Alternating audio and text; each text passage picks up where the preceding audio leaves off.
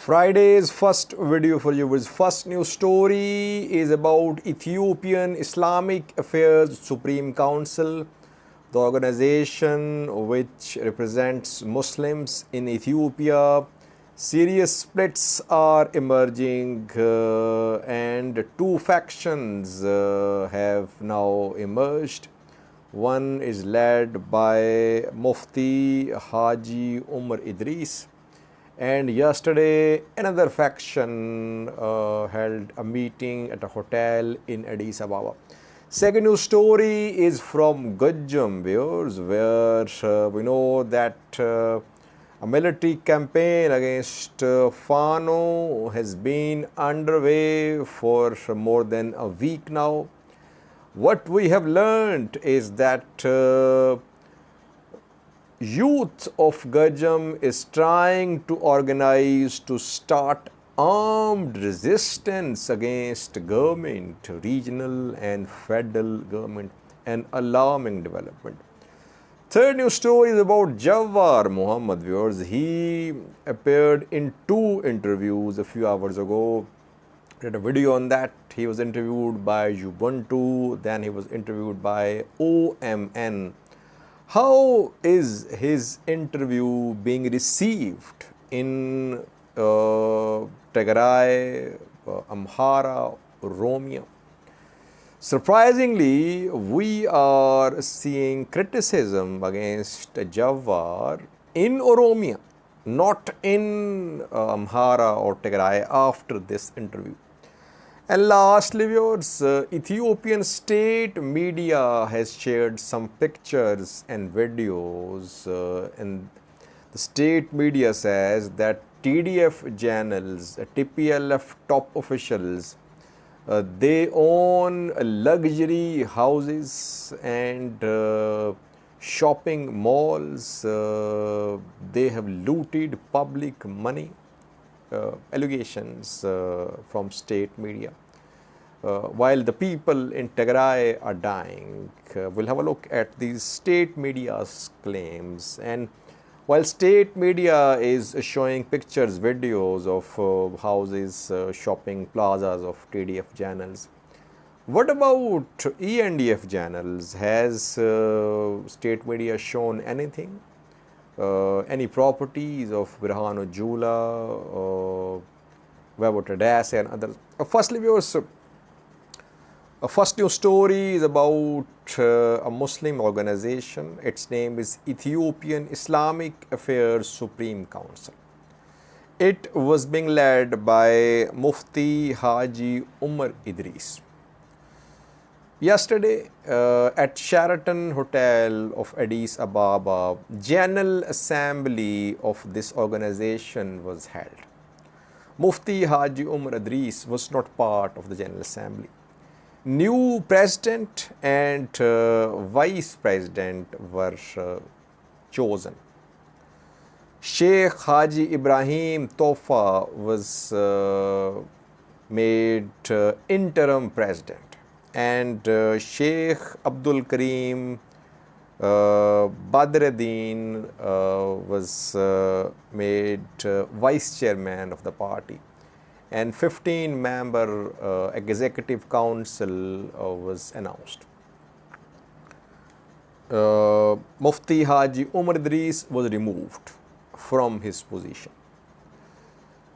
and several members, dozens of members of the Supreme Council, they were there at the hotel in yesterday's session of General Assembly.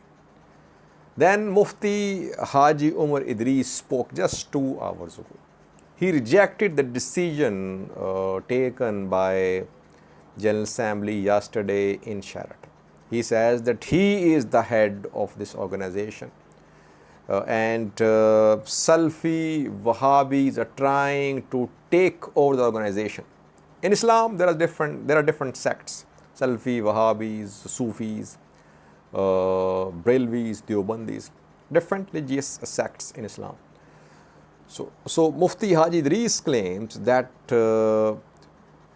Sheikh Haj Ibrahim and others, they are trying to create splits along sectarian lines in the organization. And he says that he is the head of this body, and all government departments, all Muslims, he is sending a message to all of them that he is the leader of this organization. So splits have emerged. Let's see, will there be some common ground? Will they form some joint body with the agreement of all the factions, or will this split continue? That remains to be seen. Second news story is from Gojjam, viewers. Gojjam is in Amhara region, three main zones: East Gojjam, West Gojjam, Avi. And here we know that for more than a week, for around 2 weeks, a military campaign against Fano has been underway. Hundreds, other thousands have been arrested. Government is not sharing details, but what we have learned is that not hundreds, but several thousand have been arrested so far in Gojjam. Gojjam is the stronghold of Fano, because here Masrisha is from Gojjam, Zamine Kasi is from Gojjam. That is why Gojjam was targeted. And we have seen curfews as well in Mota, other parts of Gojjam. Still curfew going on there. And we have seen clashes, killings too. Government is denying, government is not speaking about it. But in Mota, other parts of Gojjam, reportedly some persons have been killed and injured. Now, what we have learned is that youth of Gojjam is trying to start armed resistance. Youth is organizing itself, and several hundred, not several thousand, I would say several hundred, they have fled Gojjam's towns. They are now trying to form hideouts in forests. They're planning to start an armed resistance. Just like we're seeing in Oromia that OLA is operating there, an armed group fighting against government forces. Now in Gojjam, similar armed resistance is being planned. We don't know if it has started, but planning is underway. Security forces, they are trying to control the situation. But if security forces could not control the situation, yes, we could see an armed resistance in Gojjam. It would be unfortunate if there is some armed resistance in Amharian viewers.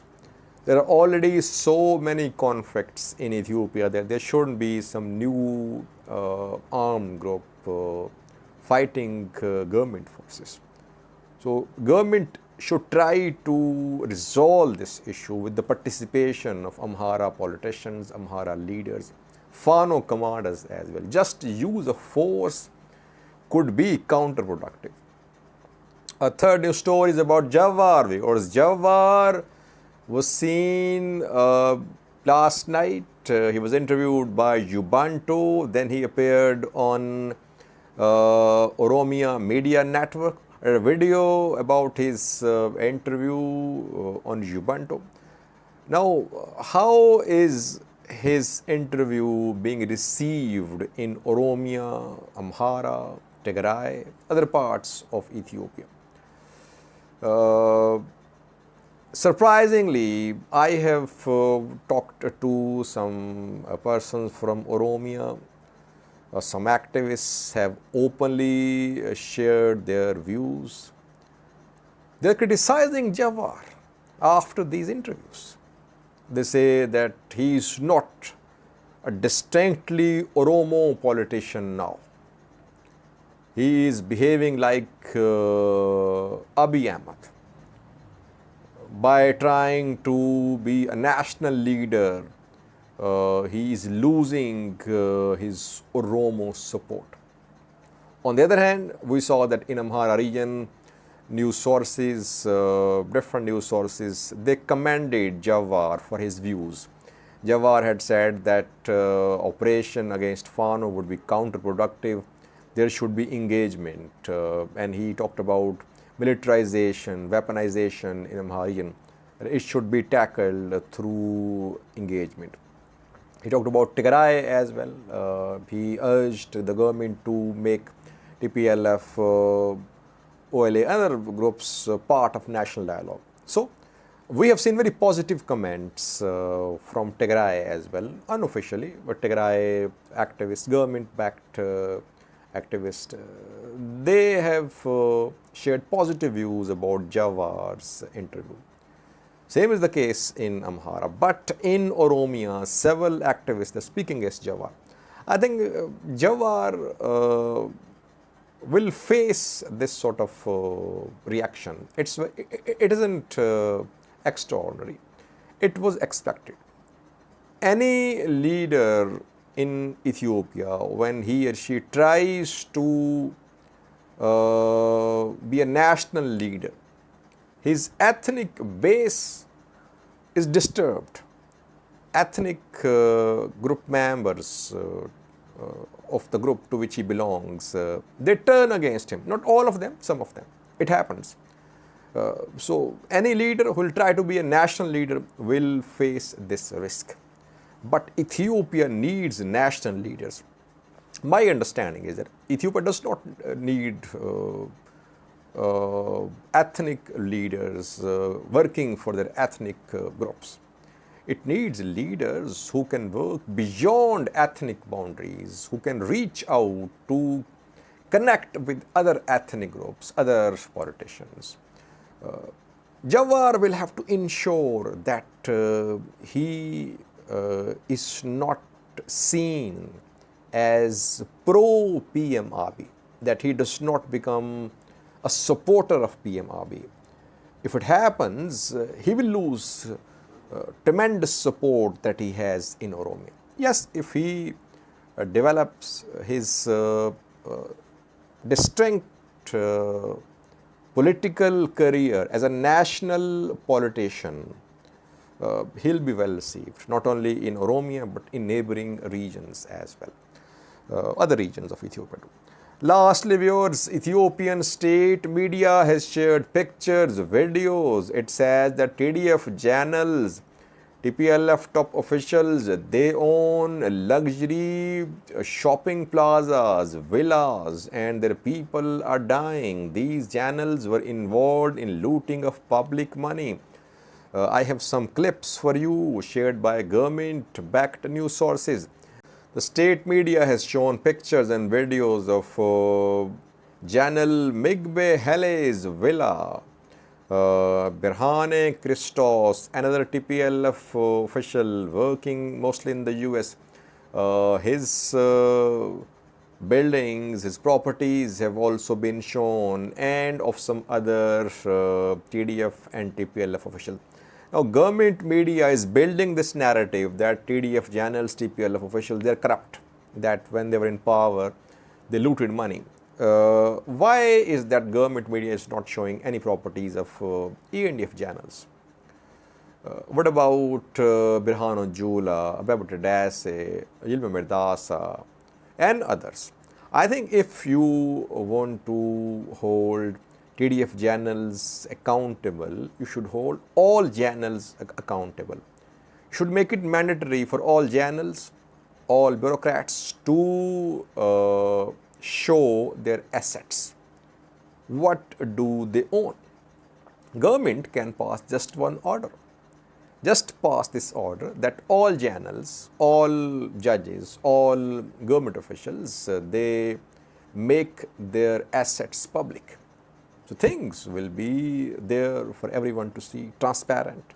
But if you keep on criticizing just one group, it means that the reporting is biased. Having said that, we're not defending TDF channels. Yes, some of them might have been involved in corruption. If they are, they should be held accountable. But what I'm saying is that reporting should be fair. It shouldn't target just one group. Watch the videos shared by government-backed news sources showing properties of TDF channels and TPLF officials. Thank you for watching. ይህ የምታዩት ቤት የምግብ ኃይሌ ወይም የጀነራል ምግብ ኃይሌ የህዋቱ ጀነራል ቤት ነው። እንግዲህ G+1 ነው። እንዴት እንደተሰራ ተመልከቱት።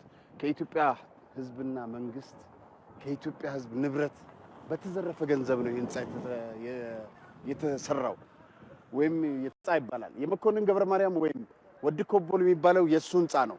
እንግዲህ ከወድ አሸብር ጀርባ ማለት ነው። ይሄ እንግዲህ ዙሪያውን የምትመለከቱት በጣም ሰፊ ነው። በብዙ ሺህ ካሬ ሜትር ላይ የሰፈረ ነው። እንግዲህ ይሄን መሬት በነፃ ተወስዶ የአምባሳደር ብርሃነ ገብረ ክርስቶስ የሙስና ውጤት ቪላ ሲሆን በ1988 ዓ.ም ጀምሮ በወር $4000 ይከራይ ነበር። ከዛ በኋላ ዋጋው ይጨምራል። የሚከራየው ለአሜሪካኖች ነው። G+1 ቤቶች አጠቃላይ ወደ 14 ሲሆኑ ከፊት ለፊት ደግሞ ወደ 16 አሉ። እነሱ G+4 ናቸው። እነሱ እናያቸዋለን። አቤንኮ፣ አባይ ፀሐይና ቤተሰቡ እንግዲህ ሁሉ ግንባታ ይካሄድ የነበረው ከኢትዮጵያ በተዘረፈ ሀብት ሙስና ነው። የአባይ ፀሐይ መጨረሻውን አይተ